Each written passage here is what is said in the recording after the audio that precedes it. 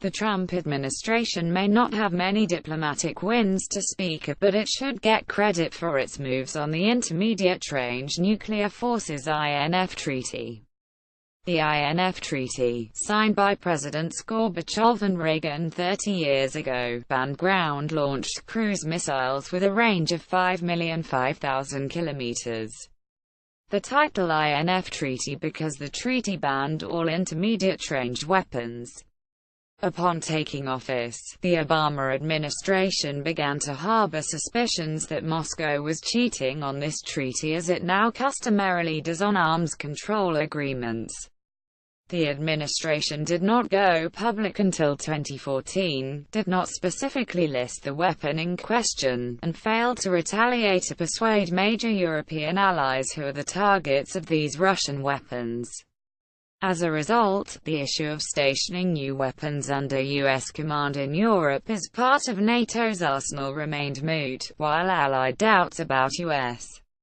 policy and intelligence, and Russian impunity all continued. That is no longer the case. On November 29, Christopher Ford of the National Security Council publicly identified the weapon that violates the treaty as the Novator 9M729. Congress also assisted the Trump administration by authorizing funding for new weapons to be deployed in Europe, essentially mandating the administration to tell Moscow that we would develop and deploy a new nuclear GLCM or intermediate-range ballistic missile in Europe to target Russia and walk out of the treaty if it did not reverse course. Armed with this legislation, the administration announced that it was beginning research on such a weapon as permitted under the treaty. Secretary of Defense Jim Mattis at the same time brought the evidence to NATO and demanded that it support U.S. efforts to engage Russia on the treaty and continue this research. Last week NATO essentially agreed to U.S. demands. This process must be reckoned as a victory for the Trump administration and a step forward for European security. Predictably, Russia refuses to admit its chicanery and typically has launched its own spurious charges against the U.S. that it has violated the treaty. But at the same time, and equally predictably, it has also publicly called for new negotiations with the U.S. Thus this episode shows is that past experience continues to illuminate policy. Whenever Moscow has violated arms control agreements in the past, the only way to get it to desist and take down the offending weapons system was to show it that the alliance was united and was building new weapons to counter its threats.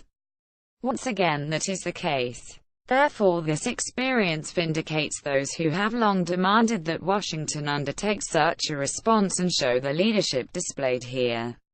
Whether the response should take the form of a new intermediate-range ground-launched cruise missile and nuclear weapon or some other response is still to be decided, as we have only begun to research potential new weapons. Inevitably, setting up a production line for such weapons and the requisite supporting infrastructure entails serious outlays at a time when budgets are strained and developing a weapons would take time. While the research continues, other options are also possible.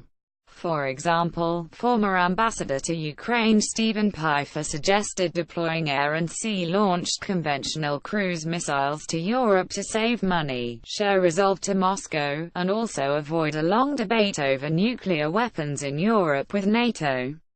That is one option among many. Undoubtedly, other options like the new weapon now being researched is another, and there are probably still other ones that could be generated. It does appear clear that the only way to consolidate NATO and the administration's victory here is actually to deploy a weapon that threatens Russia in ways that it cannot answer, force a retraction of the violation, and obtain a return to compliance. Finally, there is no alternative to a debate among NATO members as to the nuclear defense of Europe by nuclear deterrence in the region. Russia has abundantly shown its intention to threaten if not use such weapons in Europe. This debate, which the U.S. must lead, is unavoidable. It might be a bruising debate since few members are even now willing to admit that Russia is essentially at war with Europe.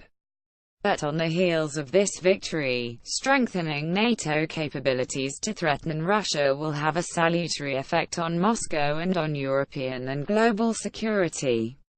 Stephen Blank, Ph.D., is a senior fellow at the American Foreign Policy Council.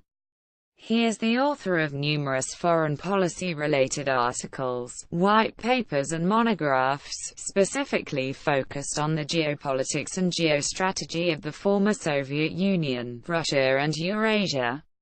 He is a former MacArthur Fellow at the U.S. Army War College.